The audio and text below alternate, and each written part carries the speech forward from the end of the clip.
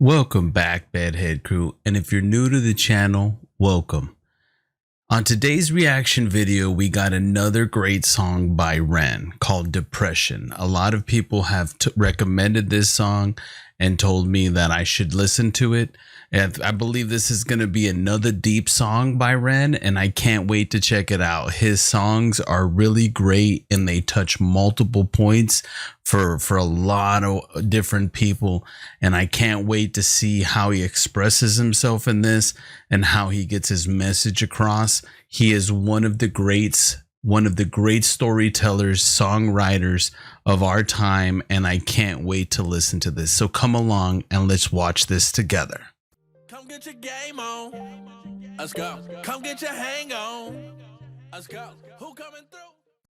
Bedhead Crew, I can't wait to listen to this song, Ren, Depression. And sorry I've been away for a while once again. Something happened to my page, and I guess it messed with the algorithm.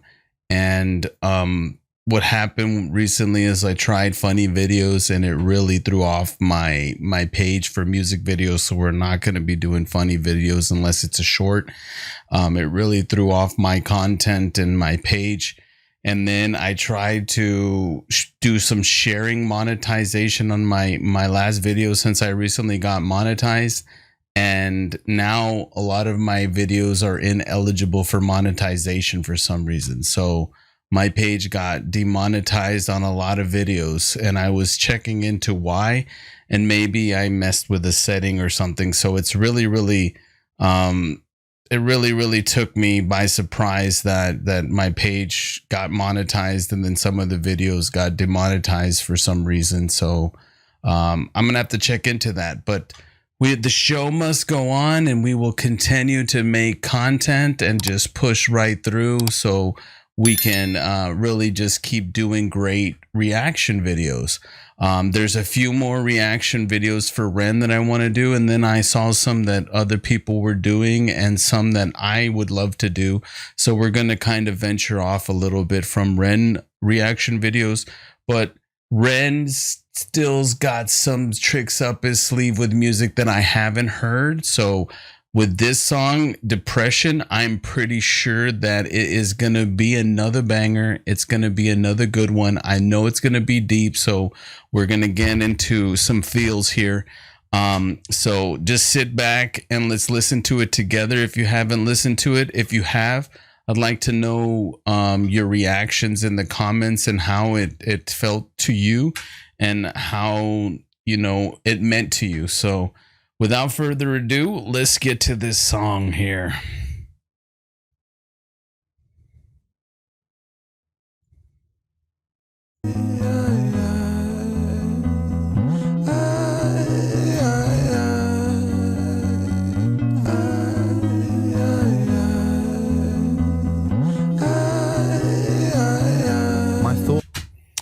Just right off the bat again, once again, he is doing a nice intro that is very captivating, very he's using harmonies, and you can hear in his voice that there's some expression, like there's some pain, there's some feeling behind it.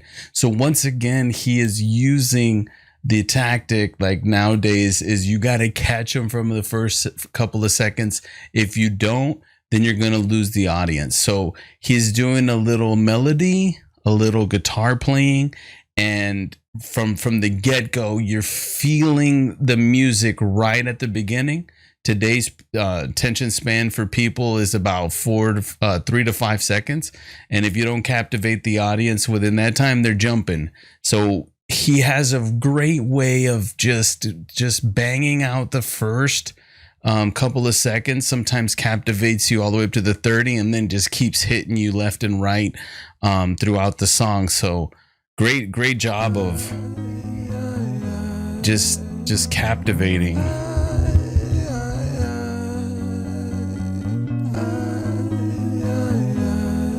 There comes in the harmonies. My thought patterns are composed by a time bomb for an author. Like pigs to the slaughter. A symphony of self-doubt sings out, breath starts getting shorter, running water. is the state that I wish to become. Instead, concrete envelops my movement and I'm rendered deaf and dumb, unable to heed the advice of others. Don't tell me things will get better, cause so far things haven't gotten better. I've got the sweater, poster child, bipolar, ADHD, therapist, wet dream. I don't want to talk about my father, I don't want to talk about my dead friend, I don't want to talk about myself. I'm sick of talking about. Wow. So at the beginning, he's talking about how he feels and how he wish he could feel. There's a lot of description in the words that he uses. Right, my thought patterns are composed by a time bomb for an author. That, like, his thoughts are everywhere and, you know, ready to just explode. That's crazy. Like pigs to the slaughter. A symphony of self-doubt sings, breath starts getting shorter. A symphony of self-doubt sings out. Yeah, so anxiety sets in, and then he's having a hard time to breathe. Running water is, and what's crazy is he's doing it like a monologue, like what do you call it? What's those things where you just talking? Free speech type things where it's music now, but it's just people talking thoughts, and that's exactly the way that it's going at the beginning. I'm pretty sure it's going to get into some singing or some rapping, but yeah, wow.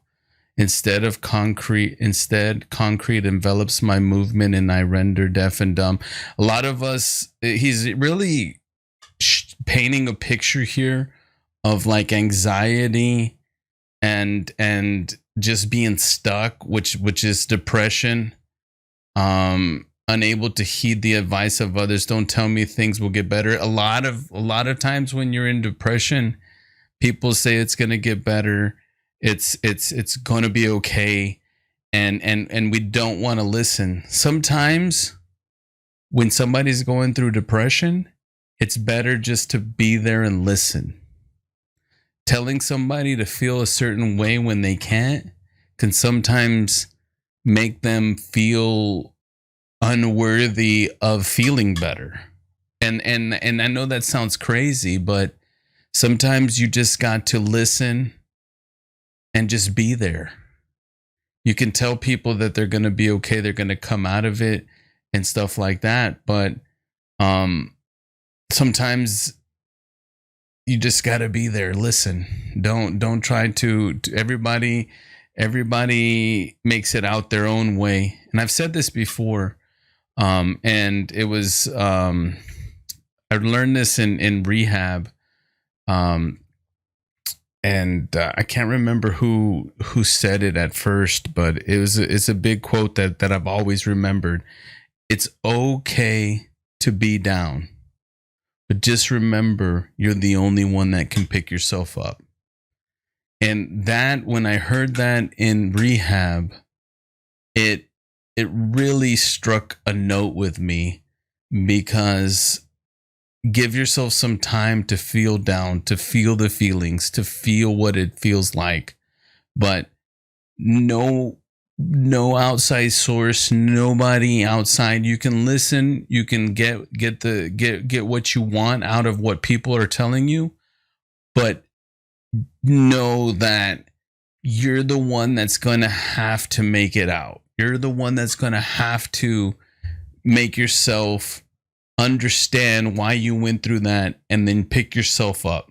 Nobody else can do it. And no matter how hard that is to learn, that is, like, when I learned that, it made me go, okay, so I do need some time to reflect. I do need some time to understand why I'm feeling this way. And then I need to grow from it. And then sometimes, like they say in rehab, you got to fake it till you make it. And I didn't understand that, but the mind is very, very powerful, that when you start thinking that you're believing, then you will soon believe, if that makes sense. So it's not really faking it. It's turning your mind to tune in to making it work. And the more you make it work, the more you'll see things come together working for you. I know that sounds crazy, but I didn't understand that until I started feeling down and then looking at everything that's beautiful and everything that came out of it. It wasn't faking it after a certain point. It was finding the great things and holding on to them and then continuing to find only the great things. If that makes sense, because negativity will bring you down and it will suffocate you, and it's contagious. And it brings, like, whenever you go into a room and there's negativity, have you ever felt like there's a big weight on your shoulders or on your chest because everybody in the room's negative and nobody has anything good to say? It's very contagious. But if you are able to change your thought pattern into seeing at least something good out of everything, it will change your perspective and it will change your mind to start seeing better days. Oh, let's see here. And then it says, because so far things haven't gotten better. I've got the sweater. Poster child, bipolar. See, and he says poster child, bipolar ADHD. This was before, I believe, he had been diagnosed with Lyme's disease, because he's calling himself the poster child for bipolar ADHD, a therapist with Dream. And he was misdiagnosed and was prescribed a lot of drugs that he didn't need. Those drugs can sometimes, if you're not diagnosed right, they can put you farther into a slump if they're not utilized correctly. Sometimes, like for me, and this is for me, I've said this before, and a lot of people said you didn't get the right picture, but for me, I have anxiety and I did have depression, and they prescribed me with benzodiazepines, and I liked them so much that I developed a habit off of them, and then I overindulged. And I liked them so much on what they did to me, made me forget, made me feel great. But as I progressed in my overindulgence, they turned me into somebody that I didn't like. It was like Dr. Jekyll and Mr. Hyde. I called them my F it pills. Because I was just like, hey, what are we gonna do? F it. You know what I mean? Like it just gave me an inhibition to say, hey, you know, whatever happens, happens. And it wasn't really a good way of going about it. And I remember in my darkest slump, just feeling so lost and being like, how did I get here when I was supposed to be helped? But I knew it was through my overindulgence and certain things that had gotten me there. So his misdiagnosis, I'm pretty sure, had a lot of weight on not really helping him, but keeping him in a zombie mode and probably furthering the depression. But maybe I could be wrong. So let's continue this. My thought patterns are composed by a time bomb for an author, like pigs to the slaughter. A symphony of self-doubt sings out, breath starts getting shorter. Running water is the state that I wish to become. Instead, concrete envelops my movement and I'm rendered deaf and dumb, unable to heed the advice of others. Don't tell me things will get better, cause so far things haven't gotten better. I've got the sweater, poster child, bipolar, ADHD, therapist, wet dream. I don't want to talk about my father, I don't want to talk about my dead friend, I don't want to talk about myself. I'm sick of talking about myself. I'm sick of talking about myself and realizing that talking about myself never ever He doesn't want to talk about his father. He doesn't want to talk about his friend that passed away. He doesn't want to talk about himself. And sometimes when we're going through our thing, we feel like a broken record and we don't want to talk about it, but in the sense we do. It's almost like a venting. we don't want to talk about it, but we got to talk about it in a way to let it go, and a way to like it's a venting. But you can only do that around the people that understand, that are there to listen and to vent to. Some people would be like, oh, there he goes again talking about this, there he goes again talking about this. And some people just need to stay with love and just listen, because all the person's doing when they're repeating it is trying to find some resolve and trying to just get it off their chest. So it may sound like to some that they're repeating themselves, they're doing this again. And even to the person, when they're getting that feedback, that's where he says, I'm sick of talking about myself. I'm realizing I'm talking about myself never helps. It in a way, when we do vent, it feels like we're complaining and everything, and that's where the never helps comes from, what I'm guessing. But yeah, sometimes people would be like, oh, there goes the broken record again, and all the person is doing is trying to relive it and then find some resolve, but trying to have, you know, that confidence in the person that's listening to them to be able to kind of just listen and provide feedback where needed. And sometimes it's just best to listen. Helps still. I call for help because I really want help. Mm-hmm. But the pills didn't seem to help. And the See, and that's where, like, he's saying it never seems to really help, but I want help. So that's the reason why the broken record keeps going again. And then he's saying the pills didn't help and the therapist didn't seem to help. So he's saying all these things are not helping. So I need to keep trying to find ways to help. If it's me repeating myself, if it's me doing this, hey, I'm gonna freaking do it. This didn't seem to help, but still, I want help. I've danced with the devil in hell. I've sat in a prisonless cell, and here I always dwell, in this prison in myself. I do this. Wow, I just noticed that when he says that I danced in the what is it? And here I always, like, a devil started coming out as a harmony, like an overlaying harmony.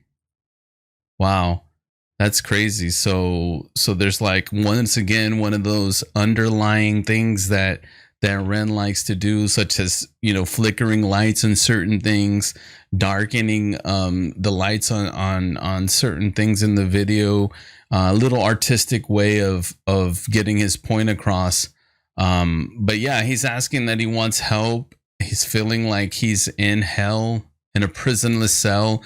Everybody that goes through depression feels like they're in a pit. They're in hell. There's no way out. Help. I've danced with the devil in hell. I've sat in a prisonless cell, and here I always dwell, in this prison in myself.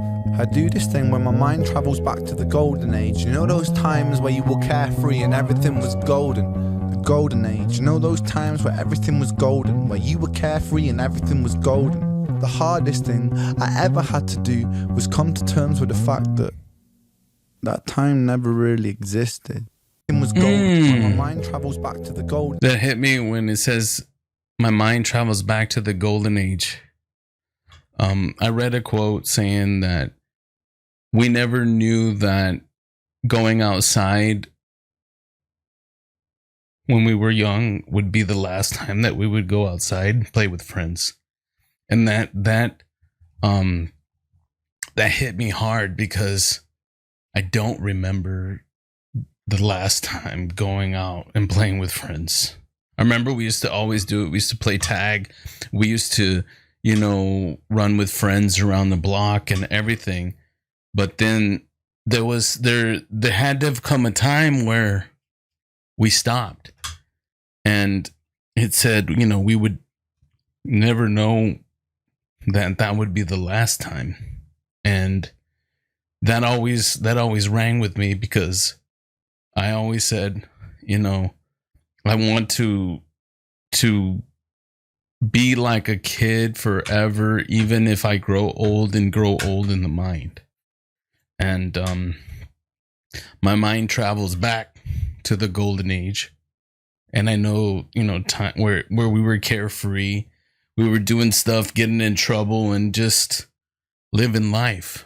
But that quote always hits me to this day, that we never knew that that going out and playing for with our friends one day would be the last time we would go out and play with our friends.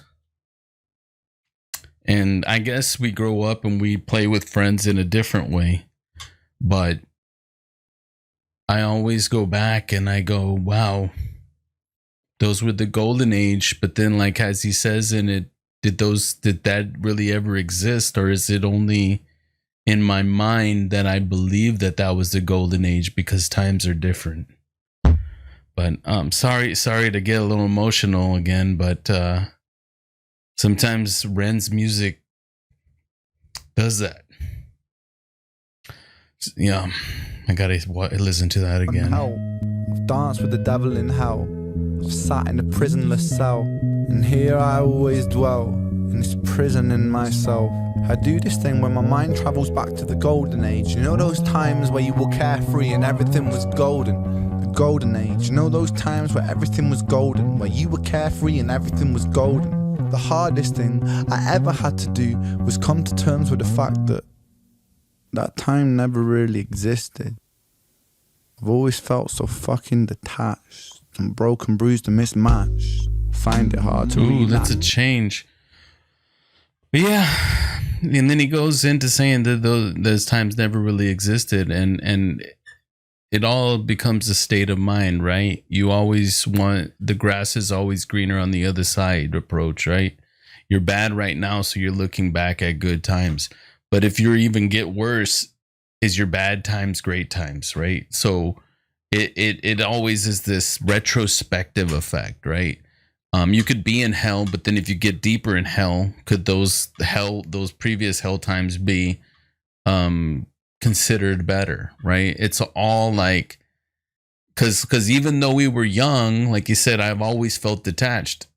I felt detached when I was running around as a kid, being carefree, right? We had times of emotional distress and emotional feelings where things were lost amongst the friends, but we only look at the good times, right? So I understand what he means by that, because even though when we would go back to the golden age, there is some times of darkness in that era too, but those have been locked behind the walls in my head to only see the good carefree times, playing tag, running the streets, going out to parties behind my mom's back and all that stuff. But in between, I know there was bad times, but we don't like to remember that. We don't like to remember that. So when we look back at them in a retrospective way, we always like to reminisce on the good times. So even though we're in hell right now and then hell gets worse later, we can always reminisce and find peace in the hell, if that makes sense. Wow. I call for help because I really want help, but the pills didn't seem to help, and the therapist didn't seem to help, but still I want help. I've danced with the devil in hell. I've sat in a prisonless cell, and here I always dwell in this prison in myself. I do this thing when my mind travels back to the golden age. You know those times where you were carefree and everything was golden? The golden age. You know those times where everything was golden, where you were carefree and everything was golden? The hardest thing I ever had to do was come to terms with the fact that that time never really existed. I've always felt so fucking detached and broken, bruised and mismatched. Damn, that changes so... Living under the cracks, so great. Fill in the gaps, lying here on my back. Still, I can't find it. Sense of peace in my mind declined it. Pulse increase and my sweat combines with a feeling so deep I fall inside it. Depression, I hate you. So he's talking about looking back, always finding the good times, but then heart starts racing and starts sweating because he feels even more down reminiscing on the fact of the golden age. And a lot of us do that. We always wish that we were somewhere else. Like a rapper said, you save up enough money to buy the car, but by the time you have enough money to buy the car, you're wanting to buy something else. So it's this thing that we want to be somewhere that we can't be, but then by the time we get there, we want to be somewhere else. So we ought to be really, really happy of where we're at in a lot of the things that we're doing, because there's always this comparison to other things. And I don't know the quote verbatim, but I heard it in social media, was saying comparison is the thief of joy. You're comparing yourself to others, comparing yourself to past, comparing yourself to where you want to be. And if you're not happy where you're at, or finding some piece of where you're at, then you're never going to be happy. You're always going to be on to the next. You finally get to the place where you thought was happiness, and then you're on to the next thing.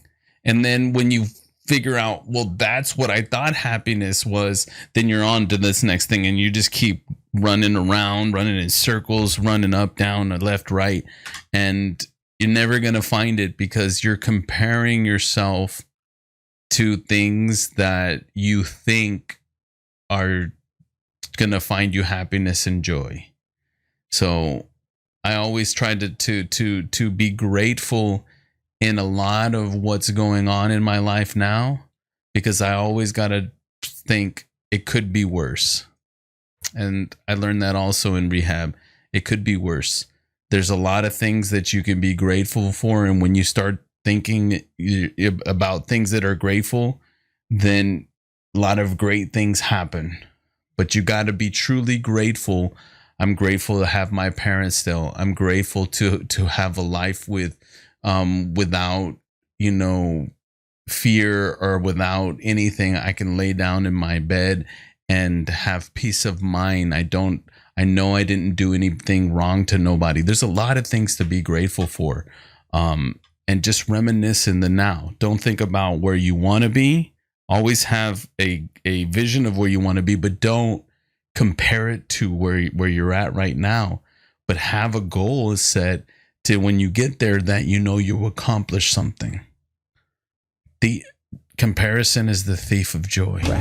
Your constant oppression, respond with aggression. They say depression brings you lessons. Constant stressing conceals blessings. You will grow in broken settings. Fuck those lessons. Fuck depression. Damn, he said you will grow. What did he say? He says constant stressing conceals blessing. Damn, that's what I just talked about. They said depression brings you lessons. Yeah, you learn through your depression, and you learn how to be more grateful, and you find different coping skills. But then constant stressing conceals blessings. You're not able to see what you're blessed with.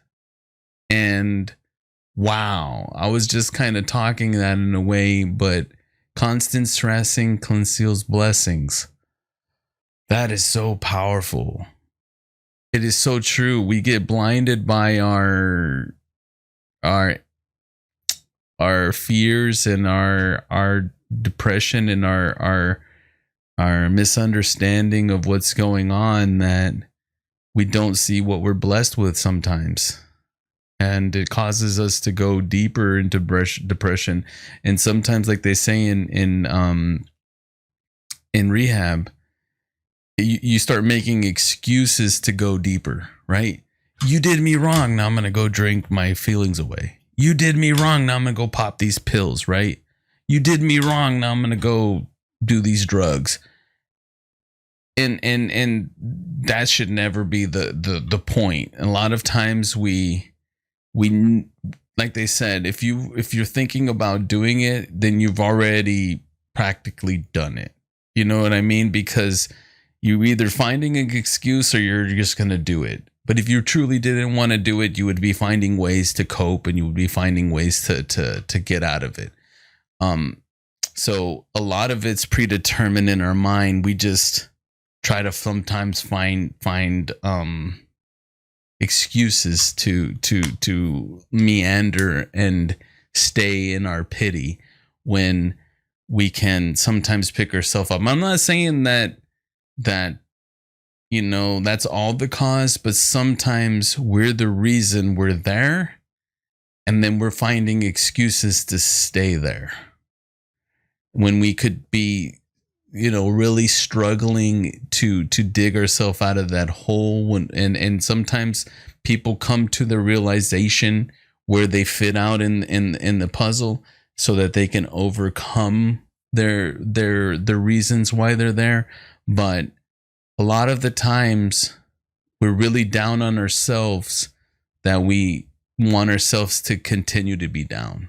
And so that's not the way that it should be. But for me being in depression, I know when I'm getting back into depression, and I know when my mind starts wandering on things that get me there, that I have to start figuring out ways to cope and ways to get myself out, because that's when my mind starts wandering and it starts playing against me, to start developing those excuses to go back into my old ways. And for me, it's like they say in rehab, all I have to do is replay the tape of the last time that this happened, and I don't want to go back there. So if I keep following these steps of me going down this spiral, then I know where it's going to lead me to. And they say depression and everything, when you get back into it, sometimes it's a little bit more steeper and deeper. So I tried to find ways to figure out how not to go back there, and how to cope with things that are happening around me, to not be as depressed. But there's some days where my mind starts to wander, and I do depression that settles in. And if I don't change my mental thought pattern, I can go back into old ways and cause my depression to even be worse.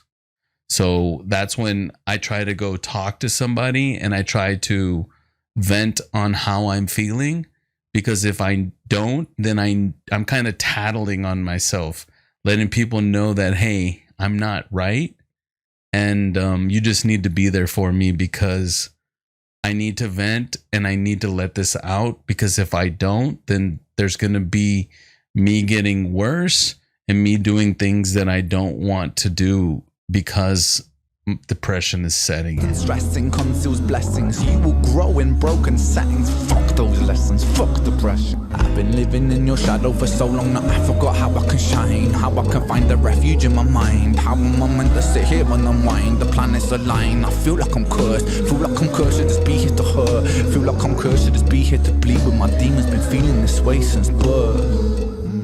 Depression, I hate you. Depression, I hate you. Depression, I hate you. Depression, I hate you. Depression, I hate you. Depression, I hate you. Depression, I hate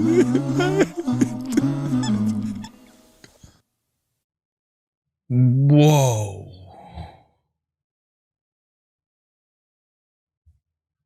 He got a little deep there on that last part. We all get to that broken down state to where we just start crying, but he left emotion on the table right there, and that ending part really shows you, man. I'm gonna have to play that back. I did not expect that. lessons. Constant stressing conceals blessings. You will grow really- in broken settings. Fuck those lessons, fuck depression. I've been living in your shadow for so long that I forgot how I can shine, how I can find a refuge in my mind. How am I meant to sit here and unwind? The planets align. I feel like I'm cursed. Feel like I'm cursed to just be here to hurt. Feel like I'm cursed to just be here to bleed. But my demons been feeling this way since birth. Depression, I hate you. Depression, I hate you. Depression, I hate you. Depression, I hate you. Depression, I hate you. Depression, I hate you. Depression, I hate you.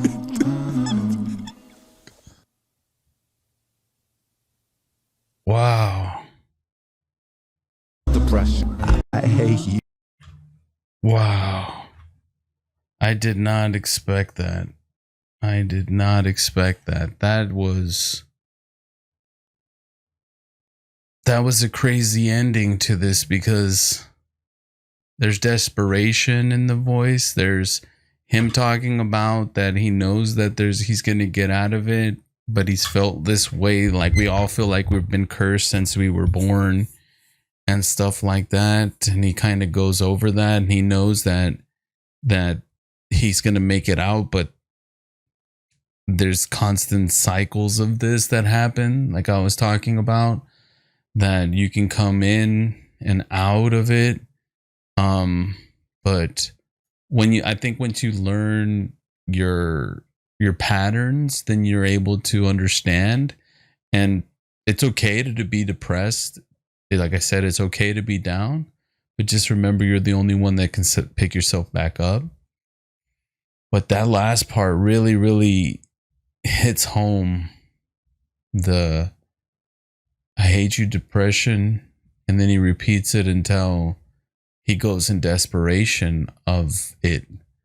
And that's kind of like when we're really tired of it, we get down on our knees and we just say, why me? Why am I in this position? Why do I feel this way?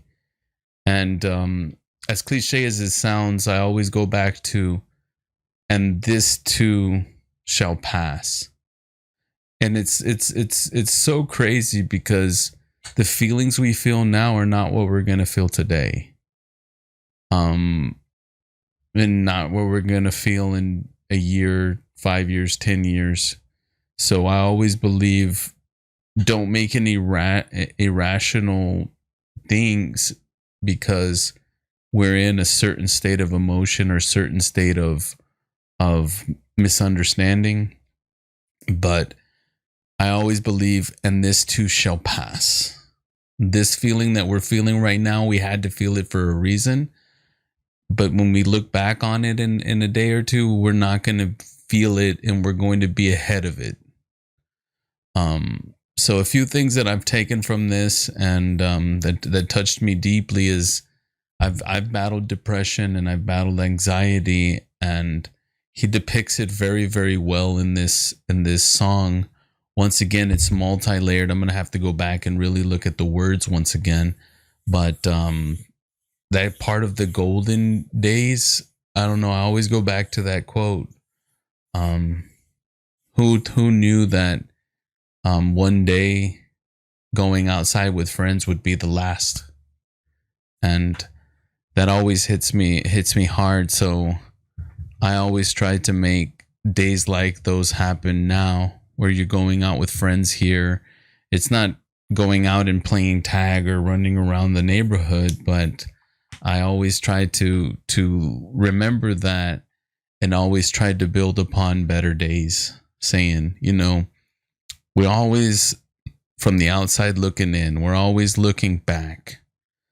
Sometimes we're always looking forward, but sometimes we got to be looking now and creating things in the now that we can look back on. So the only way that we can look back on better times is creative now, so that in the future we can make sure that we made those times to make. I don't want to look back and say, man, I was in a bad spot and I'm still in a bad spot. I want to look back and say, man, look at what I've done and what I've grown from. And that's what I've learned over the years is it's always good to look back on the past, but don't take it with you.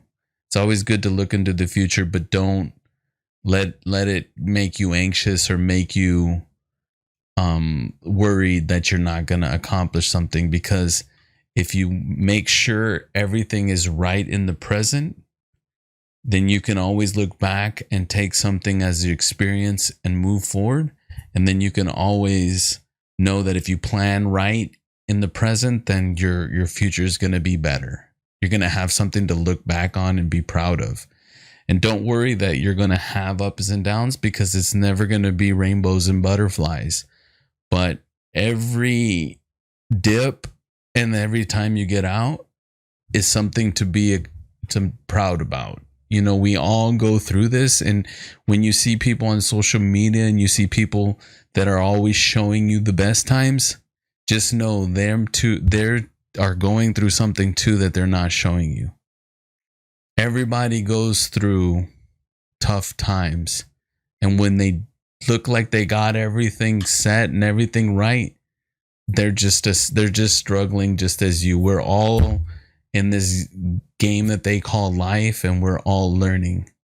But every step of the way that I've looked back and gone through my dips, my peaks and valleys, I know that I've brought on an extra piece of armor, an extra set of tools to cope with it when it comes around the next time. Because I know that it's not over. My depression is not over. My hardships are not over. But I know that if I learn from what I've learned from back from the times before, then I know that how to work on them in the future a little bit better. I've gotten better coping skills.